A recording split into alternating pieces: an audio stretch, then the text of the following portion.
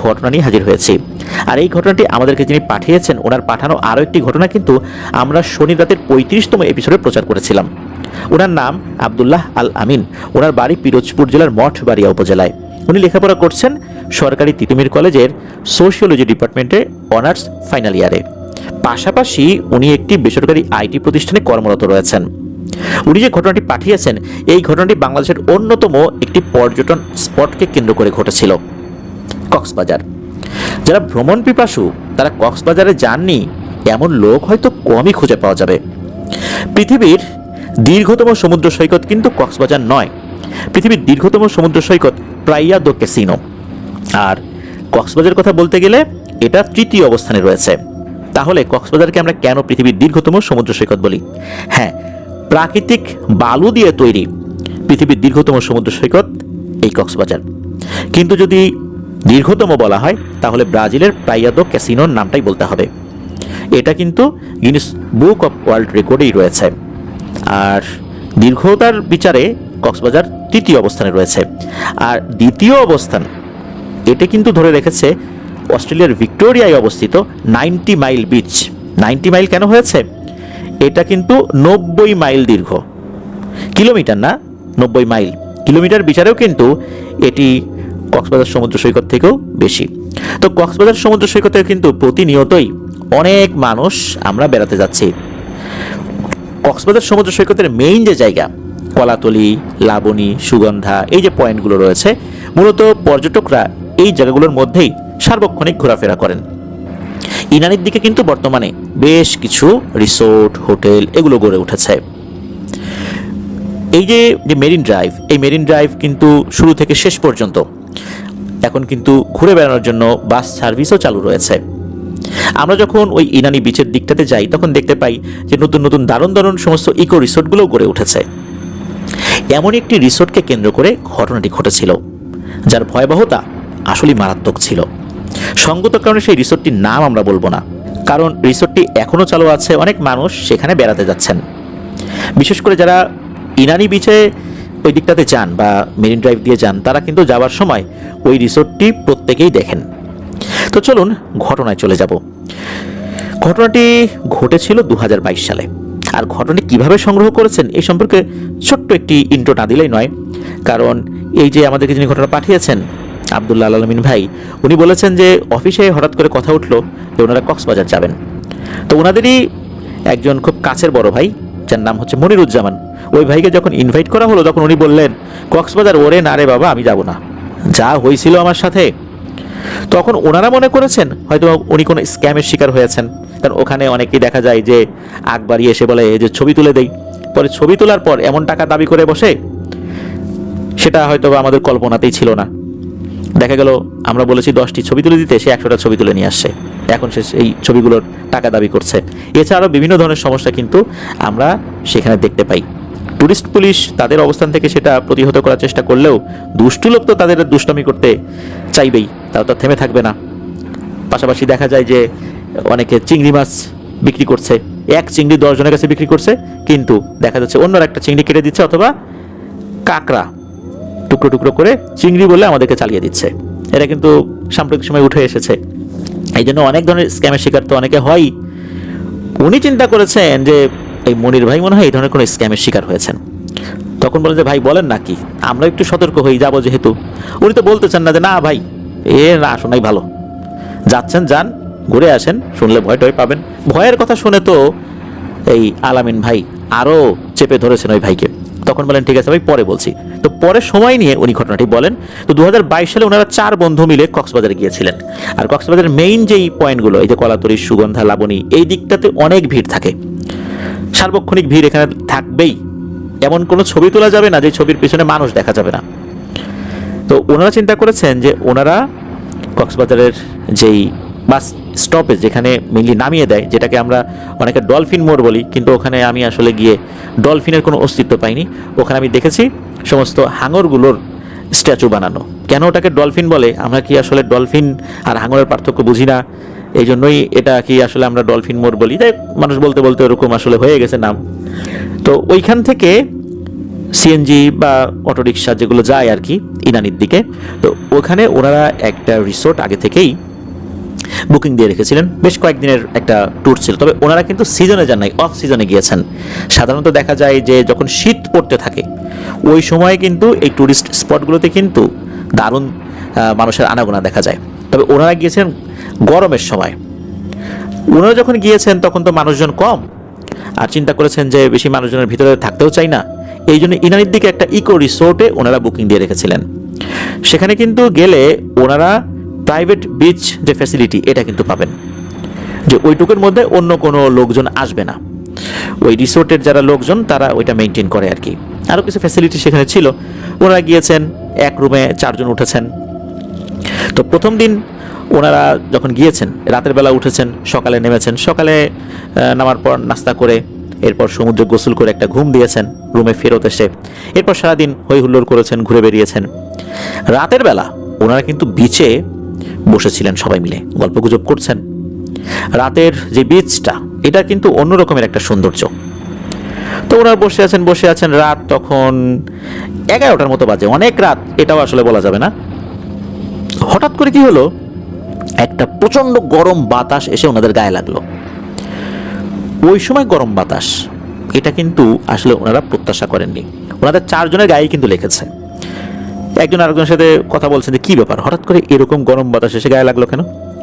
মনে হচ্ছে সামনে কোনো আগুন জ্বালানো হয়েছে, ওই আগুনের উপর দিয়ে কোনো বাতাস এসে ওনাদের গায়ে লেগেছে। এত গরম বাতাস! হ্যাঁ, বাতাস গরম হতে পারে, কিন্তু এইরকম গরম বাতাস তো হওয়ার কথা না। ওনারা এরকম আলোচনা করছেন। তো গরম বাতাসটা কিন্তু বেশিক্ষণ ছিল না, অল্প কয়েক সেকেন্ড ছিল আর কি। মানে একটা দমকা বাতাসের মতো এসে লেগেছে, ওই দমকা বাতাসটা কয়েক সেকেন্ড স্থায়ী ছিল। এই ঘটনা ঘটার অল্প সময় পরপরই এমন দুর্গন্ধ, কোনো প্রাণী যদি মরে পচে যায় কেমন দুর্গন্ধ হয় ওই রকম দুর্গন্ধ। অথচ কিছুক্ষণ আগেও কিন্তু এরকম কোনো দুর্গন্ধ ছিল না। ওরা চিন্তা করছেন কি ব্যাপার, এইরকম দুর্গন্ধ কোত্থেকে আসে। তখন ভেবেছেন যে সম্ভবত ওই সমুদ্রের স্রোতে কোনো মৃত প্রাণী ভেসে উঠেছে আর ভেসে এই পাটটাতে চলে এসেছে। ওনারা তখন চিন্তা করলেন যে এরকমটা আসতেই পারে, আসাটা অস্বাভাবিক কিছু না।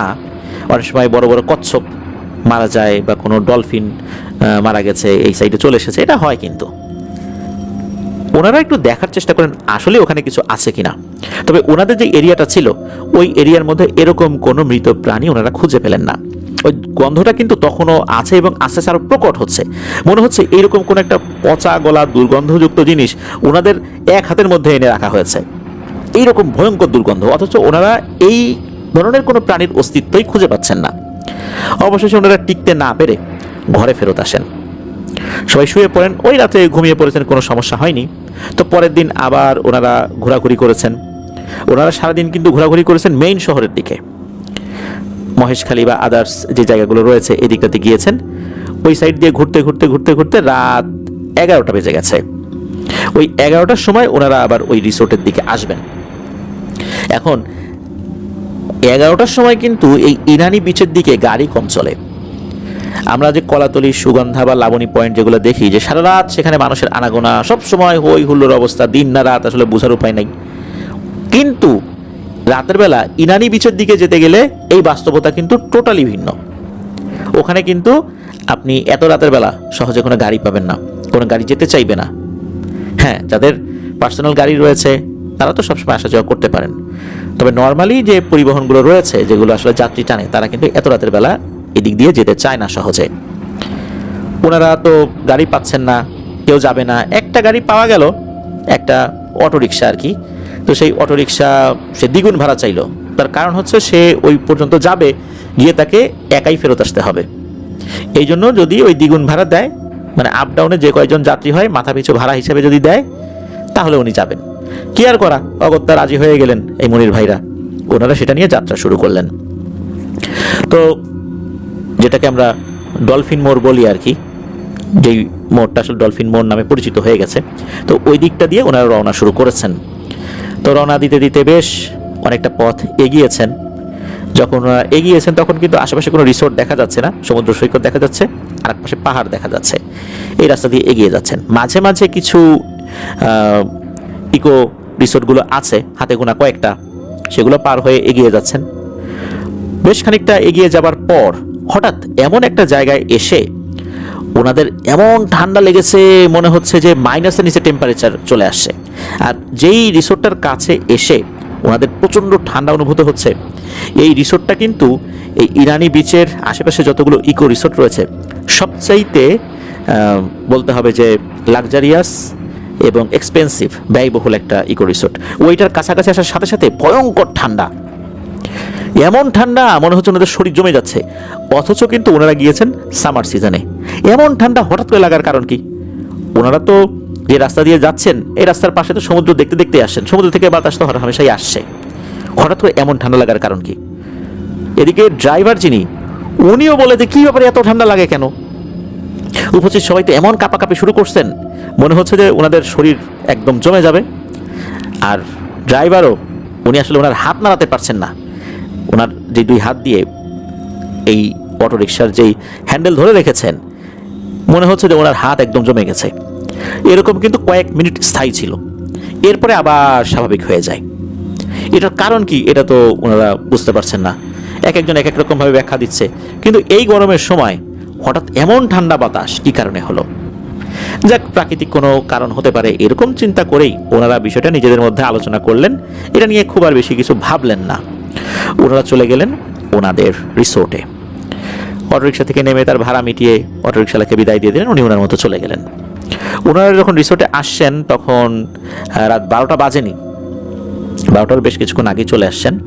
তো আসার পর একটু ফ্রেশ হয়ে চিন্তা করলেন যাই আমরা একটু ওই বিচে যাই, বিচে গিয়ে একটু গল্প গুজব করি। তো সারাদিন তো আসলে ওই রিসোর্টটাতে ওনারা সময় দেননি, ওই শহর সাইডেই ছিলেন। তো ওনারা যখন এই সাইডটাতে আসছেন, আসার পর ওনারা বসে আছেন, গল্প গুজব করছেন। তো গল্প গুজব করতে করতে করতে করতে একটা সময় সবারই ঘুম পাচ্ছে, সারাদিন তো আসলে ব্যস্ত ছিল ঘোরাঘুরির কাজে। ওরা তো 4 জন ছিলেন, 3 জন চলে যায়, 3 জন রুমের মধ্যে চলে যায়। একজন আবার বলে যে আমি একটু পরিবারের সাথে কথা বলবো, তোরা যা ভিতরে, আমি এখানে আছি, আমি আসতেছি একটু পরেই। এদিকে উনি তখন ফোনে ওনার পরিচিত একজনের সাথে কথা বলছিলেন, ওনার পরিবারের কোনো একজনের সাথে আর কি। তো কথা বলতে বলতে উনি ওই যে বিচে শুয়ে থাকার জন্য এক ধরনের কিন্তু চেয়ার পাওয়া যায়, উপরে একটা ছাতার মতো থাকে। তো ওরকম কিন্তু ছিল ওই রিসোর্টের পক্ষ থেকে, কিন্তু ওনাদের গেস্টের জন্য এরকম রাখা ছিল। ওই বিচে 24 আওয়ার্সই রাখা থাকে। জোয়ারের সময় কিছুটা সরিয়ে আনা হয়, আবার ভাটার সময় ওই যে যেখানে পানি ওই দিকে কিছুটা এগিয়ে দেওয়া হয় আর কি। তো সময়টা কিন্তু জোয়ারের সময় ছিল আর কি। মানে ওনাদের যেই রিসোর্টের একদম কাছাকাছি উনি ছিলেন। উনি তো গল্প গুজব করছেন, হঠাৎ করে ওনার কাছে মনে হলো যে যাই একটা সিগারেট ধরাই। এখন সিগারেট যে ধরাবেন, ওনার মনে হলো হাই হাই, সিগারেটের এই যেই ধরানোর জন্য যে ম্যাচ লাইট, এইটা তো আমার কাছে নাই, এটা তো অন্য 3 বন্ধুর কাছে ছিল, আর ওনার কাছে যেটা ছিল ওটা উনি ওনার রুমে রেখে আসছেন। এখন কি করি? উনি কিন্তু ফোনে কথা বলছেন, কথা বলতে বলতে এদিক ওদিক হাঁটাহাঁটি করছেন। যেহেতু এটা প্রাইভেট বিচ ছিল, ওখানে কিন্তু ওই কলাতলি, সুগন্ধা, লাবণী পয়েন্টের মতো এত মানুষজনের আনাগোনা নাই, মানুষজন ওই সময় নাই বললেই চলে, বিশেষ করে ওই সাইডটাতে। তবে উনি দূর থেকে যেটা দেখা যায় আর কি, ওই লাবণী, সুগন্ধা, কলাতলি, ওখানে কিন্তু দেখা যায় আলো জ্বলছে, মানুষজন আছে, মানে উপস্থিতি বোঝা যায় আর কি। রাতের বেলা হলেও অনেক আলোকিত থাকে, তো মানুষজন খুব একটা বোঝা না গেলেও আলোকিত যে আছে এটা কিন্তু বোঝা যায়। তো ওইখান থেকে উনি দেখছেন, কিন্তু ওনার আশেপাশে তো লোকজন নাই। উনি খুঁজছেন আশেপাশে, ফোনে কথা বলছেন, ফোনে কথা বলতে বলতে চিন্তা করছেন যে এখানে তো আরও পাশে দিয়ে ইকো রিসোর্ট আছে, হয়তো ওই প্রাইভেট বিচে কোনো লোকজন পাওয়া যাবে। তো ওই চিন্তা করে উনি একটু পথ এগিয়েছেন মাত্র, এমন সময় দেখেন একজন বেশ লিকলিকে লোক, উনি দাঁড়িয়ে আছেন উল্টো দিকে ঘুরে। তো উনি আবার পিছন থেকে গিয়ে বললেন যে হ্যালো ভাই, ম্যাচ লাইট হবে বা লাইটার হবে? তো যখন উনি এই কথা বলেছেন, ওই লোকটা ভাবে ঠায় দাঁড়িয়ে আছে। চিন্তা করলেন যে যেহেতু সমুদ্রের ঢেউয়ের গর্জন, বাতাস আছে হালকা পাতলা, এই জন্য হয়তোবা উনি কথাটা শোনেন নাই, হয়তোবা ওই লোকটা অন্য মনস্ক আছে, উনি হয়তো ফোনে কথা বলছেন, পিছন থেকে তো আসলে বুঝতে পারছেন না মনির ভাই। উনি আবার বলছেন যে হ্যালো ভাই, লাইটার হবে, একটা সিগারেট ধরাবো। তো এই কথা যখন আবার বলেছেন, ওই লোকটা তখন ঘুরে তাকায়। যখনই উল্টো দিকে ঘুরে তাকিয়েছেন, তখন দেখেন এক বিভৎস দৃশ্য। এই লোকটাকে উনি চিকন লিকলিকে ভেবেছিলেন, যখনই ঘুরে তাকিয়েছে তখন দেখেন এই লোকটা অস্বাভাবিক থেকে অস্বাভাবিক রকমের মোটা। তার মুখে লম্বা দাড়ি, সাদা দাড়ি, আবার গোফও লম্বা, মানে এত বড় গোফ যে তার মুখটাও ঢেকে গেছে। তার চেহারাটা অনেক লম্বা, মানে মুখমণ্ডলের যে অবয়বটা এটা কিন্তু গোল না, লম্বা, কিন্তু তার বডিটা অস্বাভাবিক রকমের মোটা, মনে হচ্ছে বড় সাইজের একটা গোল বেলুন আর কি, এরকম মনে হচ্ছে। এর হাত পা আছে। সবচেয়ে ভয়ঙ্কর যে ব্যাপারটা সেটা হচ্ছে যে এর চোখের যে জায়গাটা, এই জায়গায় মনে হচ্ছে বড় বড় দুটো কালো গর্ত, অন্ধকার। আর তার যে হাত পার মতো মনে হচ্ছে বিভিন্ন জায়গায় মাংস খুবলে খুবলে কেউ তুলে ফেলেছে, জায়গায় জায়গায় মাংস নাই, সেখানে হাড় বেরিয়ে গেছে। হাড় যে সাদা, সেই সাদা হাড়ের অংশটাও দেখা যাচ্ছে। তার শরীর দিয়ে রক্ত টপ টপ করে পড়ছে। যখনই উনি এই দৃশ্য দেখেছেন তখন উনি ওরে আল্লাহ রে বলে উল্টো দিকে ঘুরে দৌড় দিয়েই উনি মাটি তো বলতে ওখানে কি বালু আর কি, বালুর উপর মুখ থুবড়ে পড়ে গেছেন। এরপর ওনার কিছু মনে নাই। এদিকে উনি যে চিৎকার দিয়েছেন তখন তো আসলে জোয়ারের সময় ছিল, উনি তো খুব বেশি দূরে ছিলেন না আর কি। রুম থেকে ওনার বন্ধুরা ওনার চিৎকার শুনেছে। তখন বলে কি ব্যাপার, মনির এত জোরে চিৎকার দিল কেন? এদিকে ওই রিসোর্টের যারা গার্ড তারাও কিন্তু এরকম চিৎকার শুনেছে, তারাও দ্রুত ওখানে চলে এসেছে। এদিকে ওনার 3 বন্ধু চলে আসে, এসে দেখে যে উনি এরকম মুখ থুবড়ে পড়ে আছেন বালুর ভিতরে। তখন তাড়াতাড়ি তাকে ধরাধরি করে রুমে নিয়ে আসা হয়। তার শরীরে বালুটা লেগেছিল, এগুলো পরিষ্কার করা হয়। এর কিছুক্ষণ পর ওনার জ্ঞান ফেরে।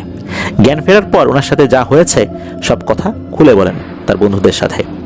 তখন সিদ্ধান্ত নেওয়া হয়, এখন তো অনেক রাতের বেলা, এখন ঢাকাগামী সব বাস তো চলে গেছে, এত রাতের বেলা তো আমরা যেতে পারবো না, আজকে রাতের মতো আমরা থাকি, আমরা সকালবেলা উঠেই যে বাসটা পাই ইনশাল্লাহ চলে যাব। ঢাকাগামী যদি বাস নাও পাই, চট্টগ্রামের বাসে উঠে যাব, তখন চট্টগ্রামে নেমে আবার প্রয়োজনে ঢাকার বাসে উঠে যাব, এই চিন্তা করা হয়েছে। আর ওই সময় ওই রিসোর্ট কর্তৃপক্ষকে জানিয়ে দেওয়া হয় যে ওনারা আরও যে কয়েকদিন বুকিং দিয়ে রেখেছিলেন বুকিংটা ক্যান্সেল করবেন। তো তারাও ক্যান্সেল করে। তারাও এই বিষয়টা নিয়ে আর কোনো আর্গুমেন্টে যায় নাই, যেহেতু ওনারা একটা ভয়ের মুখোমুখি হয়েছেন।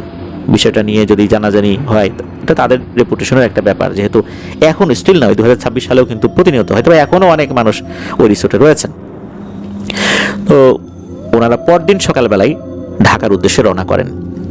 এই যে মনিরুজ্জামান ভাই, উনি কিন্তু ঢাকাতেই থাকতেন, ওনার দেশের বাড়ি রংপুরে। উনি ঢাকাতে আসেন। ঢাকাতে আসার পর চিন্তা করেছিলেন যে সব কিছু স্বাভাবিক হয়ে যাবে, কিন্তু না, স্বাভাবিক হলো না। ওনার সাথে এবার বেশ কিছু ভয়ঙ্কর ঘটনা ঘটতে থাকলো। প্রতি রাত্রেই উনি ভয়ঙ্কর স্বপ্ন দেখতেন। স্বপ্নে দেখতেন যে ওই যে যেই জিনিসটা, ওই জিনিসটা ওনাকে তাড়া করছে, ওই জিনিসটা ওনাকে আক্রমণ করতে আসছে। প্রথম দিকে তো উনি স্বপ্ন আসলে দেখতেন এই জিনিসগুলো। এক রাতে ঘটলো আর একটা ভয়ঙ্কর ঘটনা। উনি ঘুমের ঘরে এক পাশ হয়ে তো শুয়েছিলেন, আর এক পাশে যখন কাত হয়েছেন ওনার হাত গিয়ে পড়েছে আর একটা জায়গায়। উনি তখন ব্যাচেলর, ওই বেডে উনি একাই থাকেন। ওনার হাত গিয়ে যখন পড়েছে তখন ওনার কাছে মনে হলো যে হাতটা বেশ মোটা সোটা কোনো একজনের শরীরের উপর গিয়ে পড়েছে। এরপর ওনার ঘুম ভেঙে যায়। চোখটা খুলে উনি দেখেন ওই যে রাতে সমুদ্র সৈকতে যে ভয়ঙ্কর অবয়বটাকে উনি দেখেছিলেন, ওই জিনিসটা তার পাশে শুয়ে আছে। এটা দেখে উনি চিৎকার দিয়ে উঠে পড়েছেন, লাইট জ্বালিয়েছেন, লাইট জ্বালিয়ে দেখেন কিছুই নাই। এরকম কিন্তু একবার হয়েছে তা না, বারবার বারবার উনি মুখোমুখি হচ্ছেন এই ভয়ঙ্কর ঘটনার। এরপর চিন্তা করলেন যে না, এভাবে আর বসে থাকা যাবে না, এটা একটা সমাধান করা জরুরি। উনি যখন ওনার পরিবারের সাথে কথা বলেছেন, এই বিষয়টা খুলে বলেছেন, পরিবারের সদস্যরা বলে যে এটা আগে কেন বলা হয়নি, আরও আগে বললে তো এই ধরনের সমস্যা হয়তোবা অ্যাভয়েড করা যেত আল্লাহর ইচ্ছায়। তখন তারা বলেন তুই দ্রুত রংপুর চলে আয়, এখানে ভালো একজন হুজুরকে দেখাই। উনি এরপর রংপুর চলে যান। রংপুর যাবার পর একজন ভালো হুজুরকে দেখানো হয়। হুজুর সব কিছু শোনার পর উনি ওনার মতো করে বোঝার চেষ্টা করলেন, কিছুটা সময় নিলেন। এরপরে ওই হুজুর বললেন যে এই যে মনির ভাই সহ আরও যে 3 জন ওই সময় যে বিচটাতে বসেছিলেন, ওই জায়গাটা ছিল আসলে নির্জন, ওদিকে তো লোকজন যায় না। এখন তো হালে ইকো ট্যুরিস্ট যারা আছেন তারা তো ইকো রিসোর্টগুলোই আসলে বেশি পছন্দ করেন নর্মাল রিসোর্ট, মানে নর্মাল যেই হোটেলগুলো থেকে। তো তাদের জন্য তো ইকো রিসোর্টগুলো গড়ে উঠেছে। তো ওই সাইডে তো একটা সময় লোকজন যেত না, এখন নতুন করে ওই জায়গা তৈরি হয়েছে। রাতের বেলা কিছু জিনেরা সমুদ্রের পাড়ে বিচরণ করে, আর তারা যে কাজটা করে যে ঢেউয়ে যে সমস্ত মৃত প্রাণীগুলো ভেসে আসে সেই জিনিসগুলো খায়। তো ওই সময় এরকম একটা প্রাণী ওখানে ছিল। তখন সে এসে দেখে যে ওনারা 4 জন বসে আছে। তখন সে খুব বাজেভাবে বিরক্ত হয়। তখন সে তার উপস্থিতি জানান দেয়, প্রচণ্ড দুর্গন্ধ সৃষ্টি করে। আর প্রথমে সে যখন এসেছে তখন কিন্তু ওই যে গরম বাতাস হয়ে এসেছে, এসে দেখে 4 জন বসা, তারপর সে দুর্গন্ধ সৃষ্টি করেছে। এরপর মূলত এই 4 জনের মধ্যে মনির ভাইয়ের সে পিছু নিয়েছে। তবে পিছু নিয়েছে কিন্তু আরও পরের দিন তারা যখন ওই রিসোর্টে ফেরত আসছিলেন রাতের বেলা, তখন নাকি এরকম ভয়ঙ্কর ঠান্ডা সৃষ্টি করেছিল। তবে এই ঠান্ডা কেন কিভাবে সৃষ্টি করেছিল এটা অবশ্য হুজুর ব্যাখ্যা দিতে পারেননি। তবে এটা ওই জিনের কাজ ছিল, এতটুকু বলতে পেরেছেন। ওই জিনটা কিভাবে এরকম ভয়ঙ্কর ঠান্ডা সৃষ্টি করলো এটার ব্যাখ্যা হুজুর দিতে পারেননি। তারপর ওই রাতে উনি যখন একা ছিলেন তখন মূলত ওই জিনটা তাকে ভয় দেখিয়েছে। উনি যখন চলে আসছেন এরপর ওনার সাথে সাথে ওই জিনটাও চলে এসেছে। তারপর প্রতিনিয়ত ওনাকে ভয় দেখিয়ে যাচ্ছে। হুজুর জানান যে এই সমস্যা থাকবে না, কারণ এটা হচ্ছে সাগর পাড়ের জিন, সে সাগরেই ফেরত যাবে, তার সাথে খুব বেশি দিন এ থাকবে না। উনি বেশ কিছু যে রুকিয়া এগুলো উনি করে দেন, আর ওনাকে কিছু আমল দিয়ে দেন, 5 ওয়াক্ত নামাজ পড়তে বলেন এবং বলেন যে ইনশাল্লাহ খুব তাড়াতাড়ি এই সমস্যার সমাধান হয়ে যাবে। তবে আল্লাহর রহমতে খুব বেশি দেরি হয়নি, হুজুরের নির্ধারিত ডেটের আগেই আল্লাহর রহমতে এই সমস্যার সমাধান হয়ে গিয়েছিল। মনির ভাই পুরোপুরিভাবে সুস্থ স্বাভাবিক হয়ে যান, এই সমস্যা উনি আর ফেস করেননি। তো ঘটনাটা এটাই ছিল। প্রিয় লিসেনার্স, এই ঘটনার পিঠে কিন্তু আর একটা ঘটনা বলতে হয়। এই রমজান মাসের আগের রমজান মাসে সৌমিত্র রয় তার পরিবারের সাথে গিয়েছিলেন কক্সবাজারে। গভীর রাত্রে আমাকে উনি নক করেছেন যে ভাই একটা জরুরি বিষয়, আমরা এখন খুব ভয়ঙ্কর একটা জিনিস দেখছি। আমি তখন জিজ্ঞেস করলাম যে কি ভাই, এখন আপনি কি দেখছেন? তখন আমাকে যেটা বললো এটা আমি নিজেও বিশ্বাস করতে আসলে চাইনি, আমার নিজের কাছেও বিশ্বাস করতে কষ্ট হচ্ছিল। ওনারা যেই হোটেলটাতে ছিলেন এই হোটেলটা কিন্তু একদম বিচের কাছে, একদম বিচের কাছে। এই যে আমরা যেটাকে ডলফিন মোড় বলি আর কি, এখান থেকে সামান্য একটু যদি আমরা এগিয়ে যাই কক্সবাজার বিচের দিকে, মানে ডানে বায়ে না, সোজা, বেশ কিছুটা সোজা এগিয়ে গেলে কিন্তু হাতের বাম সাইড দিয়ে ভালো ভালো হোটেল গড়ে উঠেছে। ওনারা ওরকম একটা হোটেলে ছিলেন। ওই হোটেলের যেই সি ভিউ যে রুমগুলো রয়েছে, এটা তো আসলে সামনের দিকে কাচ, ওখানে দাঁড়ালে রাতের বেলা কিন্তু অনায়াসেই সমুদ্র সৈকত দেখা যায়, সমুদ্রের ঢেউ দেখা যায়। তো সৌমিত্র রয়ের সাথে তার আরেকজন আত্মীয় আর একটা ছেলে ছিল, তো 2 জন মিলেই দেখছেন এবং আমাকে সেটা জানালেন। ওনারা সেটা ভিডিও করার চেষ্টা করেছিলেন যে ভাই আমাকে এটা ভিডিও করবো। তখন আমি বললাম যে না ভাই, এখন ভিডিও করেন না, ভিডিও করতে গেলে সমস্যা হতে পারে। যদি সে বুঝে ফেলে যে কেউ ভিডিও করছে তাতে আপনাদের উপর সে ক্ষিপ্ত হতে পারে। ওনারা কি দেখছিলেন সেটা আমাকে বললেন। সেটা হচ্ছে সৌমিত্র রায় বলছেন যে ওনারা দেখতে পাচ্ছেন একটা অবয়ব, এটা যে মানুষ না এটা বোঝা যাচ্ছে, আবার কোনো প্রাণীও না, মনে হচ্ছে শিম্পাঞ্জি টাইপের কিছু একটা হবে। এই প্রাণীটা সৈকতের উপরে ঘুরে ঘুরে, একদম পানির কাছে ঘুরে ঘুরে কি যেন খাচ্ছে, এভাবে ঘুরে বেড়াচ্ছে। ওই সময় ওখানে কোনো লোকজন ছিল না। বিশেষ করে রমজান মাসে কিন্তু মানুষ ওই দিকটাতে ঘুরতে চায় না। এই রমজানে দেখা যাচ্ছে গরম একটু কম, কিন্তু গত রমজানে গরম কিন্তু একটু বেশি ছিল। ওই সময় বিচ বলা চলে একদম ফাঁকাই থাকে, কিছু লোকজন যায়, আর রাতের বেলা তো আসলে ওখানে লোকজন পাওয়া যাবে না, এটাই স্বাভাবিক, যেহেতু রমাদান মাস আর কি। রমাদান মাসের হিসাবটা কিন্তু আলাদা থাকে, রমাদান মাসের পরের বাস্তবতা আলাদা, রমাদান মাসের বাস্তবতা কিন্তু কক্সবাজারে আলাদা। যারা গিয়েছেন কখনো তারা হয়তো বা জানেন বা তারা বুঝতে পারবেন যে ওই সময় লোকজন কম থাকে, খুবই কম থাকে আর কি। তো ওনারা যেহেতু ভিন্ন ধর্মাবলম্বী, ওনাদের হিসাবটা তো আলাদা, ওনাদের তো রোজা রাখতে হচ্ছে না, এই জন্য ওনারা ওই সময়টাতে গিয়েছেন। ওই সময় হোটেলগুলোতে অনেক ডিসকাউন্ট থাকে, এই কারণে ওনারা ওই সময়টাতে গিয়েছেন। এই যে লোকজন কম, ওই গভীর রাত তখন 2-2-2:30টার মতো বাজে, তখন ওনারা এই জিনিসটা দেখেছিলেন। এই জিনিসটা দেখার পরই আমাকে কিন্তু নক করেছিলেন। তখন আমি এই জিনিসটা শুনলাম, আমার কাছে মনে হচ্ছিল যে এরকম একটা ব্যস্ততম জায়গায় জিন ভূত এভাবে সৈকত দিয়ে হেঁটে বেড়াবে, বিষয়টা শুনতে প্রথম দিকে একটু খটকা লাগে। তো পরবর্তীতে এটা নিয়ে একটু ভাবনা চিন্তা করলাম যে হ্যাঁ, রাতের বেলা লোকজন কম থাকলে সমুদ্র সৈকতের পারে জিন আসতেই পারে। তবে এই আব্দুল্লাহ আল আমিন ভাই যেই ঘটনাটি পাঠিয়েছেন, এই আব্দুল্লাহ আল আমিন ভাইয়ের এই ঘটনাটি শোনার পর মনে হয়েছে যে আসলেই ওই রাত্রে সৌমিত্র রয় এবং তার যে আরেক ভাই, এই 2 জন যেটা দেখেছিলেন এটা আসলেই সত্য ছিল। নিঃসন্দেহে বলা যায় যে এই টাইপের কোনো জিন ওই সময় সমুদ্র সৈকত দিয়ে হেঁটে বেড়াচ্ছিল।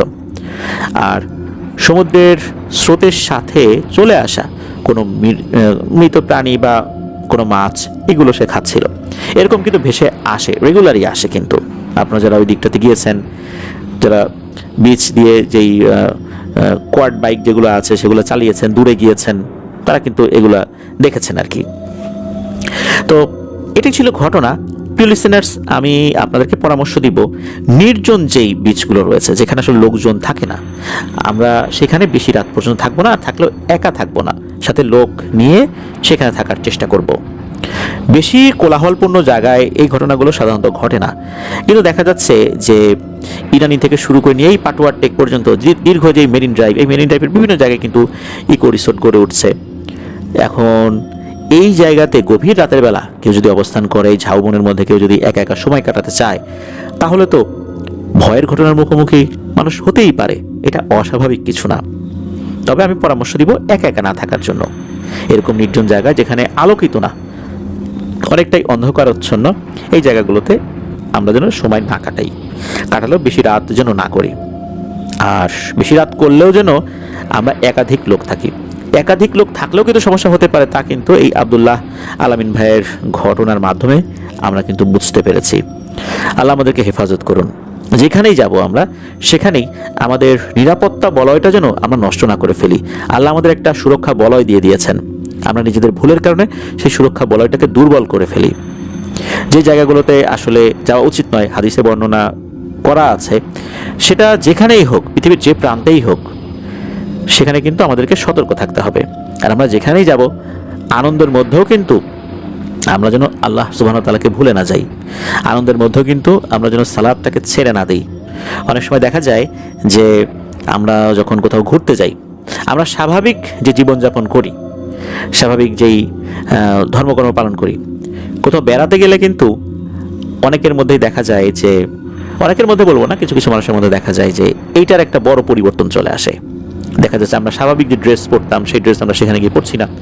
চিন্তা করলাম ঘুরতেই তো আসছি, ঘুরতে আসলে কি আল্লাহ আমাদের উপর যে ফরজ বিধানগুলো আরোপ করেছেন সেটা কি শিথিল হয়ে গেছে, মাফ হয়ে গেছে? শুধু কিছু কিছু ক্ষেত্রে, স্পেশালি নামাজের ক্ষেত্রে কসরের নামাজ রয়েছে। এছাড়া মৌলিক যে সমস্ত ফরজ বিধানগুলো রয়েছে সেগুলো কিন্তু সমান। আমি এমন অনেক লোককে দেখেছি যে ঘুরতে যাওয়ার পর তারা সেখানে মদ্যপান করছেন, কেননা মজা করতে আসছে, এখন একটু করলে সমস্যা নেই। তো ঘুরতে আসলে কি মদ পান করা জায়েজ হয়ে যাবে? নিশ্চয়ই না। এরকম আরও অনেক ব্যাপার রয়েছে, যারা আপনারা বেড়াতে যান তারা জানেন যে আমরা তখন দৈনন্দিন জীবনে যে প্র্যাকটিসগুলো করি, এটা কিন্তু আবার ঘুরতে গেলে করতে চাই না। ঘুরতে গেলেও আমাদের যেই দৈনন্দিন যে ধর্মের যে প্র্যাকটিসগুলো, এগুলো কিন্তু পালন করতে হবে। যদি আমরা না করি, তখন কিন্তু এই যে সুরক্ষা বলয়টা, এটা কিন্তু আমরা অনেকটা দুর্বল করে ফেলেছি। তখন যদি সুযোগ পায়, কোনো দুষ্টু জিন কিন্তু আমাদেরকে আক্রমণ করে ফেলতে পারে। এই জন্য আমরা সতর্ক থাকবো। প্রিয় লিসেনার্স, আজকের এপিসোড এ পর্যন্তই। ধন্যবাদ জানাচ্ছি আব্দুল্লাহ আলামিন ভাইকে ওনার পাঠানো ঘটনার জন্য।